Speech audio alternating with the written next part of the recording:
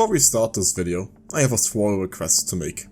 In the community tab there is a post, should be my most recent one, where I ask you guys to give me some of your Arknights hot takes.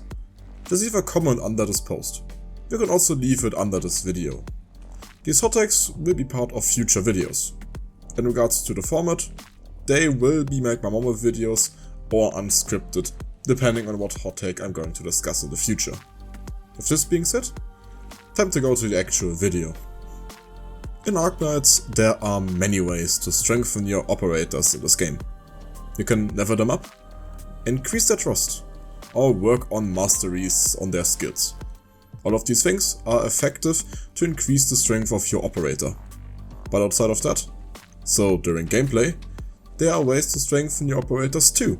One of these ways would be buffs. These could be buffs like Scourter's skills or even something simple like Aya's talent. They increase the power of your operators in a simple way, giving them more stats in the most cases.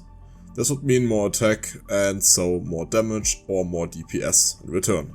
On the opposite end of the spectrum we have debuffs, the topic for today's video, with one particular debuff in mind, but we will get to that later. There are many different debuffs that can be applied. For example, we have defense reducing debuffs from operators like Schwartz or Shamare, and these debuffs can vary a lot. Some of them decrease defense, others decrease attack.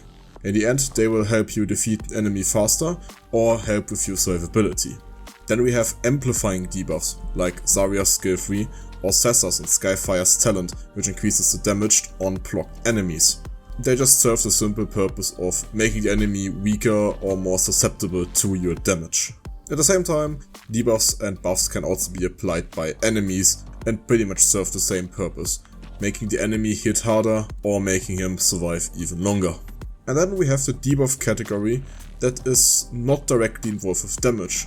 Instead, they are involved with how a stage progresses. These debuffs can change how certain enemies behave once they are inflicted with it.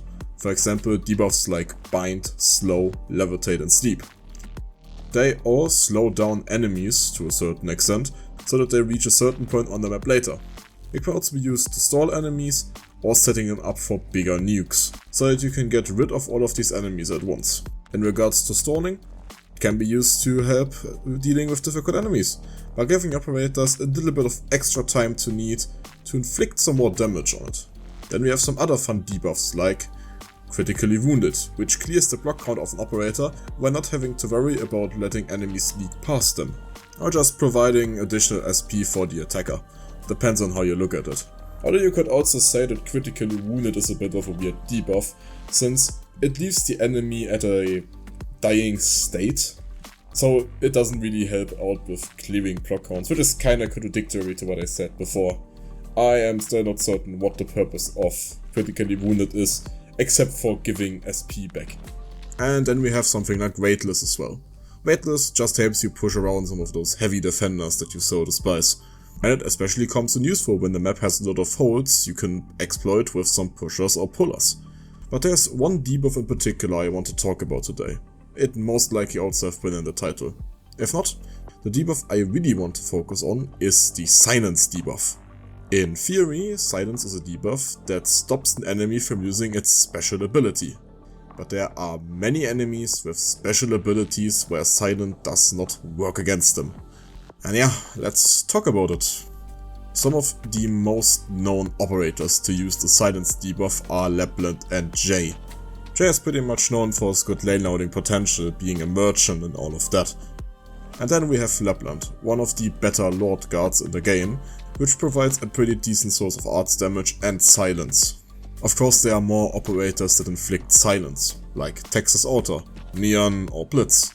They all have an ability to silence to a certain extent. And the reason why I want to talk about this debuff is simple.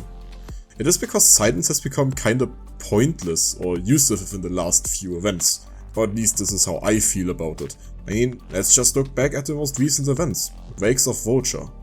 Oversearch, or at the very least Energy, I would consider a special ability. But it can't be silenced. In case you don't know what Oversearch does. Oversearch gives a increase to all stats or most stats for an enemy unit. They all have a SP bar or ability bar underneath the health bar, which charges while they stand inside of a heat vent or can be charged by certain enemy units.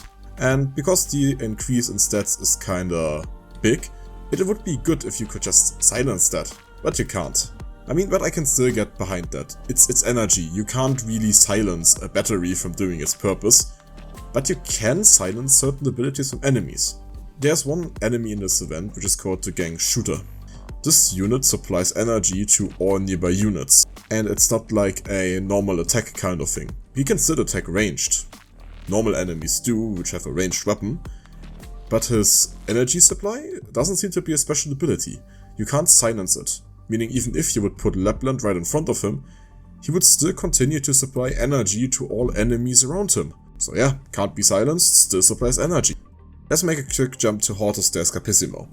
Bounty Hunter Disruptors is one of the few new enemies that were added with Hortus the Escapissimo. They were pretty much bandits which are invisible and they are quite annoying to deal with, especially since their attack steals DP. And in my book, it is an ability that should be silenceable. But once again it isn't, because these enemies are silence immune, meaning on paper it is considered a special ability, but because they are silence immune, it doesn't do anything against them if you silence them. Most of these enemies that I mentioned definitely possess a special ability without a doubt, and so do many more enemies we've seen over the years. But some of them can be silenced and others can't be silenced. It's a little bit weird in regards to what enemy can be silenced or not. There only are a few certainties when it comes to the silence condition. The most common type of enemy that can be silenced are those that have a on the feet effect or a dodge effect to a certain extent. Yes, I'm looking at the fucking Nether Sea Predators as I'm talking. As far as I'm concerned, this pretty much applies to all other enemies which have on the feet effects or dodge.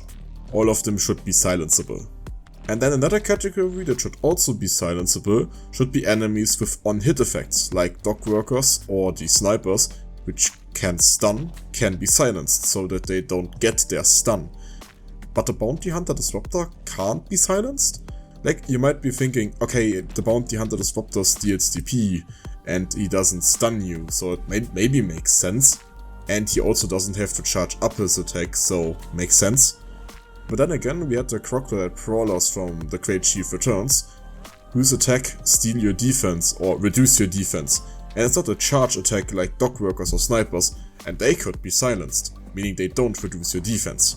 Even the special agents that reduce your block count by 1 could be silenced. And this is exactly what I mean with silence is a little bit weird, or let's just say silence immunity is a little bit weird. Why would you especially give Bounty Hunter Disruptors the ability to not be silenced, but then like the Crocodile Prowlers or even the agents the ability to be silenced? At first I thought it helps to keep certain event mechanics intact, and not just disable them outright. But with this I wonder, why can all of the Nether-Sea enemies be silenced, and thereby stopping Nether-Sea Brand from spreading all over the map, which is, in my understanding, the core event mechanic. This is what makes the event actually difficult. Or during so long a Dell. You can silence the sheep from creating pink clouds, which definitely makes a lot of things easier. Although with those cases you can also argue that these technically are on the feet effects, so they can be silenced. But I hope you get my point. So yeah, once again, it is a bit weird. And to sum it all up, it only works on the feet effects, dodge and certain on-hit effects. This is the main problem that silence has. It is not consistent whatsoever. It feels completely random what enemy can be silenced and what enemy can't be silenced, or what ability can be silenced. Except for the feet and dodge, the rest is completely by chance. And with every event that comes out, I have to ask myself, is this considered a special ability? Or is this considered an enemy which I can silence? And in this case I just have to go with experimentation to find out that it actually can be silenced or not. And of course there also is the problem that there are certain things on enemies that look like special abilities but are indeed just normal attacks. The best example for this would be Armorless Union snipers. Their attacks inflict corrosion, but if you silence them, their attacks still inflict corrosion. As far as I can see, there are definitely ways we can prevent silence from being absolutely pointless. One of the first things they should most likely implement is a little bit better enemy information. Like, we have way more information now than we used to have back in the days.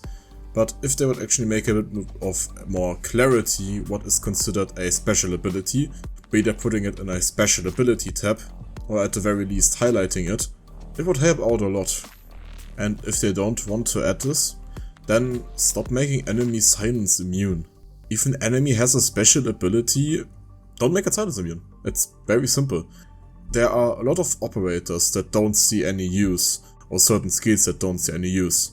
One of the better silence applying units would most likely be Proviso. Her skill 2 is quite good, giving a 10-second silence to all enemies within her attack range. The skill also has a pretty decent downtime, not too long, not too short, so it would be quite perfect for her. And so many more operators. Maybe people would finally start using Kyobe's skill 3. The way things currently are, silence just seems to be a fun little gimmick instead of an actual mechanic that you can tactically use. Like, I kinda miss just having silence in certain conditions.